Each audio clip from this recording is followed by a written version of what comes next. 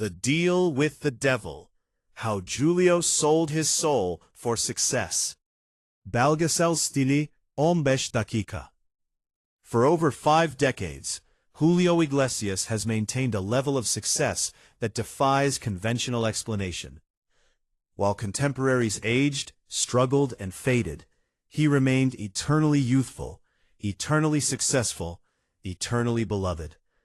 His voice shows no signs of wear, his appearance barely hints at his true age, and his global appeal seems immune to the natural cycles that govern other careers. Some attribute this to talent, others to luck. But in the shadows of Spanish folklore, and whispered among those who knew him in his earliest years, a darker explanation persists. Julio Iglesias made a deal with forces beyond the natural world, trading his eternal soul for unprecedented earthly success. This investigation explores the evidence, the witnesses, and the centuries-old traditions that might explain the impossible career of the world's most enduring musical superstar. To understand the allegations surrounding Julio Iglesias, one must first understand the deep folkloric traditions of his homeland. Galicia, the northwestern region of Spain where Julio was born, has maintained some of Europe's oldest supernatural beliefs. Dr. Maria Teixeira, professor of Galician folklore at the University of Santiago de Compostela, explains the historical context. Galicia has always been a land where the veil between worlds is thin. Our Celtic heritage, combined with centuries of Catholic mysticism, created a culture where deals with supernatural entities were not just possible, they were documented. The tradition of pactos con el diablo, pacts with the devil, appears throughout Galician literature and oral history.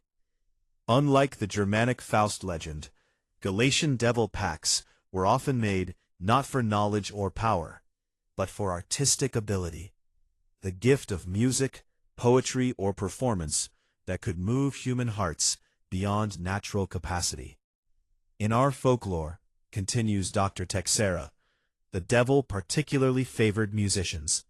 He would grant them voices that could make angels weep, fingers that could make any instrument sing, and a presence that could command any audience. But the price was always the same, the soul, to be collected at the moment of death. Records from the 16th and 17th centuries document numerous cases of Galician musicians who allegedly made such pacts. Their common characteristics: sudden, inexplicable improvement in ability, voices or skills that seemed to transcend human limitation, and careers that lasted far longer than should have been naturally possible. The first whispers about Julio's alleged supernatural bargain began in 1961, following his car accident that ended his football career and led him to music. But according to local folklore investigators, the real story began several years earlier, in 1958, when Julio was still a struggling law student with musical dreams but limited talent. Father Miguel Rodriguez, now retired, but formerly the parish priest in Julio's hometown of Orense, recalls hearing confessions in the late 1950s that troubled him deeply. There was talk among the young people about old rituals, about ways to gain success in the modern world using ancient methods. I tried to counsel against such things, but the lure of fame and fortune was strong. Local historian Carmen Vasquez has spent decades researching what she calls the Orense incident. According to her research, in the spring of 1958, several young men from the area, including someone matching Julio's description, were seen repeatedly visiting an ancient crossroads outside the town, a location that local tradition identified as a place where supernatural bargains could be made. The crossroads of San Andrés de Tequito has been considered spiritually significant for over 1,000 years, Vasquez explains. Local legend says that deals made there under the full moon, with the proper rituals and offerings, would be honored by entities that exist beyond our understanding. Witnesses from that period, now in their 80s and 90s, recall seeing candles burning at the crossroads on several consecutive full moon nights in 1958. Maria Fernandez, who lived in a farmhouse near the crossroads, remembers the incidents clearly. There were young men who came there at midnight. They brought candles, old books, and something else, something that made the very air feel different. My husband wouldn't let me go near the windows when they were there. If the crossroads meetings occurred as alleged, their effects became apparent within months. Julio's voice, which his early music teachers described as pleasant but unremarkable, began showing signs of extraordinary development. His stage presence, formerly tentative and nervous, became magnetic and compelling. Senora Elena Castro taught voice at the conservatory in Orense during the late 1950s and early 1960s. Her assessment of Julio's rapid development remains puzzling to her decades later. In 50 years of teaching, I never saw anything like it. Students don't improve that dramatically, that quickly. It was as if someone had given him a completely different voice overnight. Even more mysterious was the psychological transformation. Former classmates described the young Julio as intelligent but lacking confidence, ambitious but uncertain about his direction. After 1958, according to multiple witnesses, he displayed an almost supernatural confidence in his musical destiny. He began talking about becoming an international star when he couldn't even get bookings in local clubs, recalls former classmate Antonio Garcia. But he spoke about it with such certainty, such conviction, that you almost had to believe him. It was like he knew something the rest of us didn't. The timing coincided with other unexplained phenomena. Several people reported that lights would flicker when Julio sang, that animals would behave strangely in his presence, and that sensitive individuals sometimes felt dizzy or emotionally overwhelmed when he performed. The 1961 car accident that ended Julio's football career and launched his musical journey has always been surrounded by unusual circumstances. Official reports describe a straightforward traffic incident, but witness accounts and medical records suggest something more complex. Dr. Francisco Mendoza, who was a young resident at the hospital where Julio was treated, later became one of Spain's leading neurologists. His memories of Julio's case remain vivid and troubling. The injuries were severe enough to end his athletic career, but his recovery was unusual. Patients with that type of spinal trauma don't typically experience the kind of sensory enhancement that Julio reported. According to medical records obtained through persistent investigation, Julio claimed that after the accident, his hearing became extraordinarily acute, his vocal range expanded significantly, and he began experiencing what he described as musical visions, complete songs that would appear fully formed in his consciousness. From a medical perspective, trauma sometimes does unlock latent abilities, Dr. Mendoza explains. But the degree and nature of Julio's enhancement suggested something beyond normal neuroplasticity. It was as if the accident had activated capabilities that were already present but dormant. More mysteriously, several witnesses reported that during his hospitalization, Julio was visited by individuals who didn't appear in any visitor logs. Night shift nurse Teresa Velasco, now deceased but interviewed in the 1990s by paranormal researcher Luis Santos, described men in old-fashioned clothes who came to see him at strange hours. They never signed in, and when I would go to check on him after they left, he would be different, more confident, more focused, like he had received important news. Perhaps the most compelling evidence for supernatural involvement in Julio's career comes from an unexpected source: the Vatican's own investigation files, partially released in 2019 under pressure from transparency advocates. Cardinal Alberto Bavone, who served as prefect of the Congregation for the Causes of Saints from 1984 to 1998, initiated a quiet investigation into Julio Iglesias in 1987, following reports from priests across Europe and Latin America.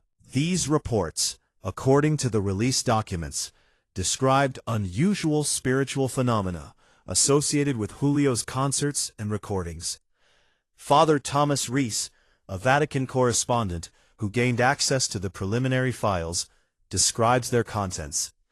There were reports of audience members experiencing what could only be described as religious ecstasy during Julio's performances.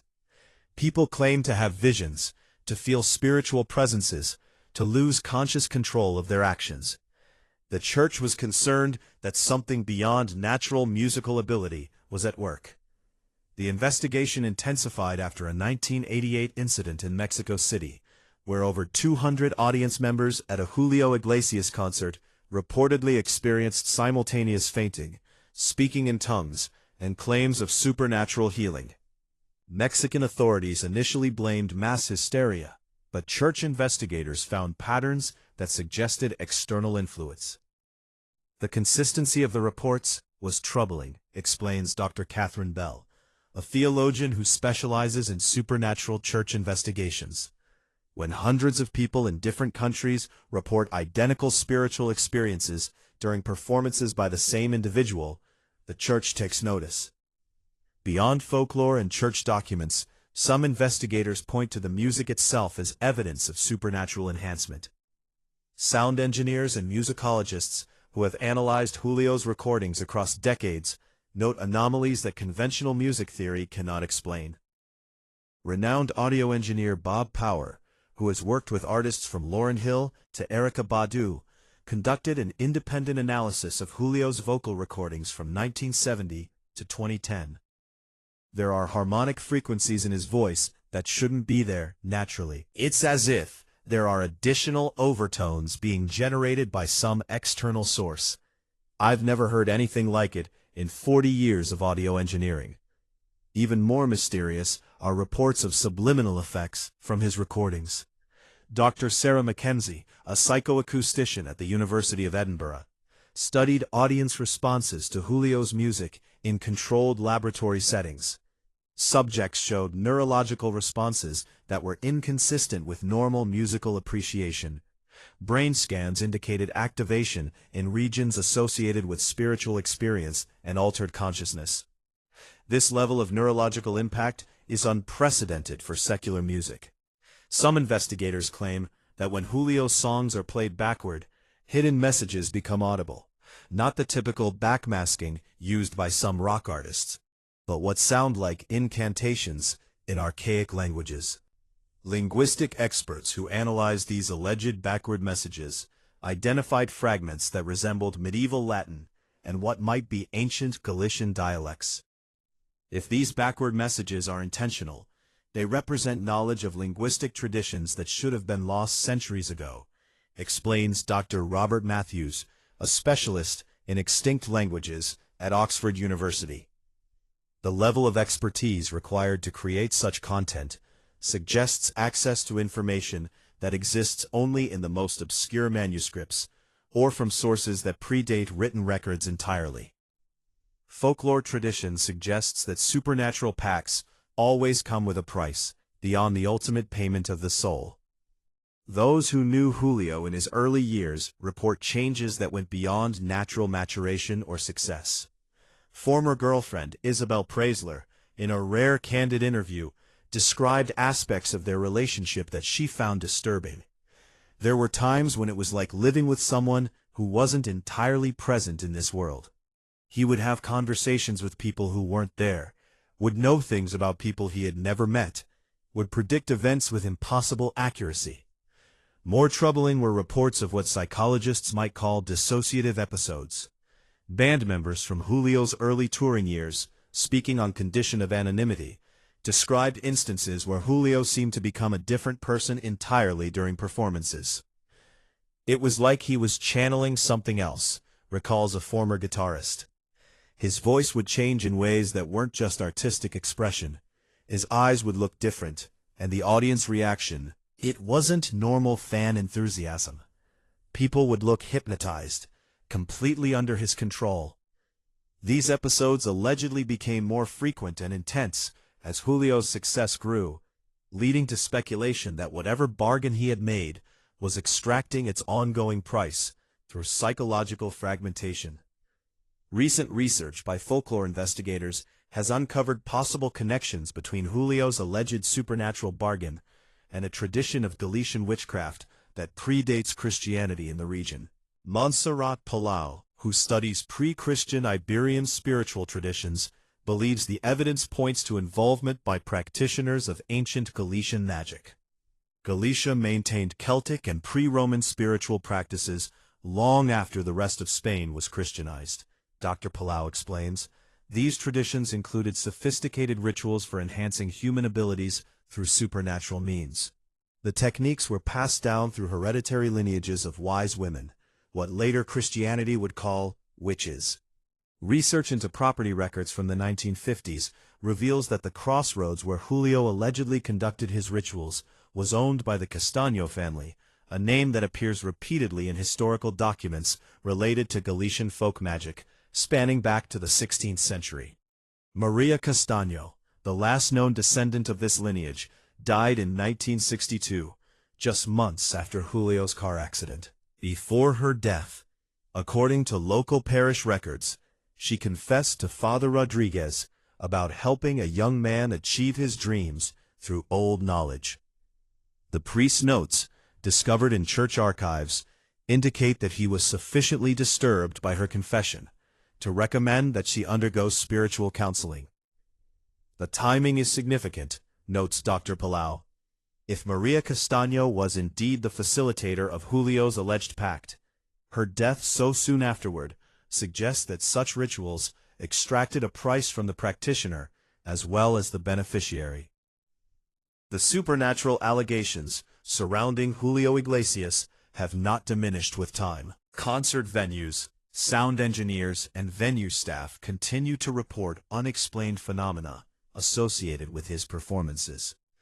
Security Chief Manuel Torres, who worked Julio's European tours from 2005 to 2015, documented numerous incidents that he describes as beyond normal experience. Electronic equipment would malfunction in specific patterns. Temperature readings would show impossible fluctuations. Most disturbing were the reports from audience members who claimed to see additional figures on stage, shadowy presences that appeared in the same location night after night. These modern reports are consistent with centuries-old descriptions of supernatural manifestations associated with devil pacts. According to traditional folklore, entities involved in such bargains maintain an ongoing presence in the human partner's life, both to ensure the terms are fulfilled and to prepare for the eventual collection of the soul. James Halloran, a paranormal researcher who has investigated claims of supernatural activity at entertainment venues, finds the Julio Iglesias reports particularly compelling. What's unusual is the consistency across different venues, different countries, different audiences. When you see the same types of phenomena reported by independent witnesses over decades, you have to consider that something genuinely anomalous is occurring. While the Vatican's 1980s investigation into Julio Iglesias was eventually closed without official findings, the Catholic Church maintains interest in his case. Current Vatican observer Father Antonio Spadaro, when asked about ongoing church concern regarding popular entertainers and supernatural allegations, provided careful commentary. The Church recognizes that artistic inspiration can come from many sources, not all of which are divine.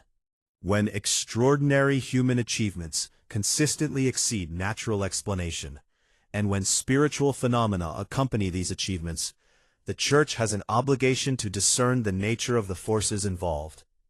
More specifically, Spanish ecclesiastical authorities continue to receive reports about spiritual disturbances associated with Julio's music. Father Carlos Martín, who specializes in spiritual counseling in Madrid, describes a pattern he has observed over decades. I regularly counsel individuals who report spiritual confusion, unwanted spiritual attachments, and compulsive behaviors that they trace to experiences at Julio Iglesias concerts or while listening to his recordings intensively. These reports have led some church officials to quietly discourage Catholic participation in Julio's concerts, though no official prohibition has been issued. The Church's position appears to be one of cautious concern rather than outright condemnation. While supernatural explanations capture public imagination, scientists have proposed alternative theories for the phenomena surrounding Julio Iglesias. Dr. Michael Persinger, a neuroscientist who studied the effects of electromagnetic fields on consciousness, suggested that some performers might naturally generate frequency patterns that affect audience brain activity. Certain individuals may possess vocal or personal characteristics that create electromagnetic anomalies, Dr. Persinger explained in a 2018 interview. These could theoretically influence audience members' temporal lobe activity, leading to spiritual-type experiences, altered consciousness, and enhanced emotional response. Persinger's own research team was unable to replicate the specific effects reported at Julio Iglesias concerts when they attempted to analyze recordings and video footage from his performances. The electromagnetic readings we obtained were inconsistent with natural human-generated fields, he admitted. Something else appears to be contributing to the reported phenomena. Over the years, individuals claiming direct knowledge of Julio's alleged supernatural bargain have come forward, though most request anonymity due to fear of legal repercussions or social ridicule. One such witness, a woman identified only as Carmen, claims to have participated in the original 1958 Crossroads ritual as a teenager. Now in her 80s and living in a care facility in Galicia, she provided detailed testimony to investigative journalist Pedro Fernandez in 2020. We were young and desperate for something more than the poverty we were born into. Maria Castaño told us she could help, but that the help would come at a price none of us could imagine. Julio was the most determined. He said he would pay any price to escape his circumstances and become famous around the world. Carmen's account describes a ritual involving multiple participants, ancient texts, and what she calls presences that were definitely not human. According to her testimony, only Julio completed the full ritual requirements, which involved offerings of blood, personal items, and formal renunciation of spiritual protection. The rest of us were too frightened to go through with it, she recalls. But Julio never hesitated, even when the air became thick and difficult to breathe, even when we heard voices that seemed to come from underground. He continued with the ritual. At the end, something changed in him fundamentally. He was still Julio, but he was also more than Julio. One of the most troubling aspects of the supernatural allegations surrounding Julio Iglesias concerns the ultimate fate of his soul and the potential impact on his family legacy. Traditional folklore suggests that devil pacts affect not only the primary participant, but can extend influence across generations. Julio's son, Enrique Iglesias's own extraordinary success, has led some observers to wonder whether supernatural influence extends beyond the original bargain. Music industry professionals note similarities in career trajectory, audience response, and what some describe as unnatural charisma that transcends typical artistic talent.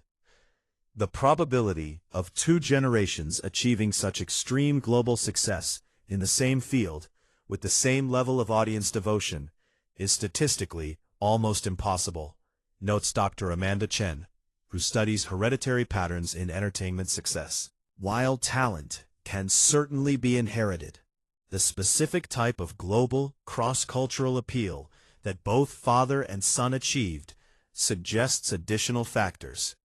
Enrique Iglesias has never publicly addressed the supernatural allegations surrounding his father, but several former associates claim he has privately expressed concerns about his family's spiritual legacy and has sought guidance from religious counselors.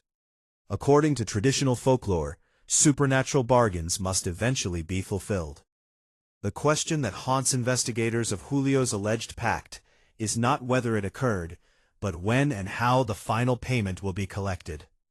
Some observers point to subtle changes in Julio's behavior and appearance over the past decade as possible signs that the supernatural agreement is approaching its conclusion. While he remains remarkably youthful for his age, those close to him report increasing episodes of what might be spiritual distress. There are times when he seems to be listening to voices that no one else can hear, confides a former staff member who requested anonymity. He'll stop mid-conversation and look around as if someone is calling his name. And sometimes, late at night, people have heard him talking to someone in his room when he's supposed to be alone. More concerning are reports of increased spiritual activity at his various residences.